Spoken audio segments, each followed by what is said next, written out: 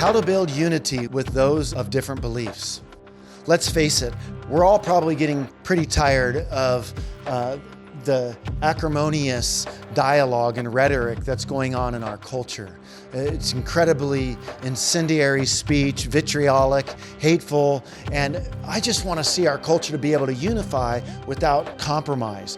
How can we unify with people? Well, I think we can unify in spirit without necessarily unifying in mind on everything. That is to say, we can relationally care for somebody. We can accept somebody even if we don't agree on everything.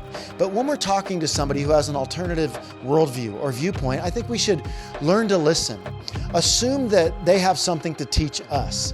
All truth is God's truth, and we can learn things from people even who have opposing worldviews. So we should learn to listen to them. We should make sure that we don't stereotype somebody's belief system and assume that they are a militant Muslim just because there's some militant Muslims, so to speak. We don't want people to assume that we're fundamentalist Christians that are just out yelling and screaming at people with our billboards just because some people do that. So we want to listen. We want to be able to compliment where possible. Note the things in somebody's life. I mean, they're created in the image of God.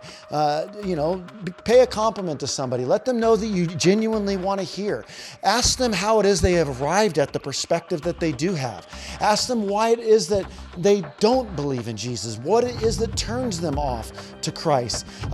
Be kind, be humble, be gracious. That kind of conversation can really build unity with somebody, because here at the end of the day, yes, we want to see people that we're interacting with come to know Jesus. But even if they don't, we don't want to go and put a bad taste in their mouth for Christ. It would be great, wouldn't it, if we could have friends with people and get along with people because of the effort that we put in to treat them with dignity as people created in the image of God versus, burning bridges unnecessarily so. Those are some tips on how we can interact better with those that are non-believers, and hopefully we can unify. And again, not unify meaning the same beliefs, but just look to see eye to eye on things, even though we don't necessarily walk away with the same conclusions. We see eye to eye that we see into their soul that they're a person created in God's image that's worthy of respect and an ear and listening to them.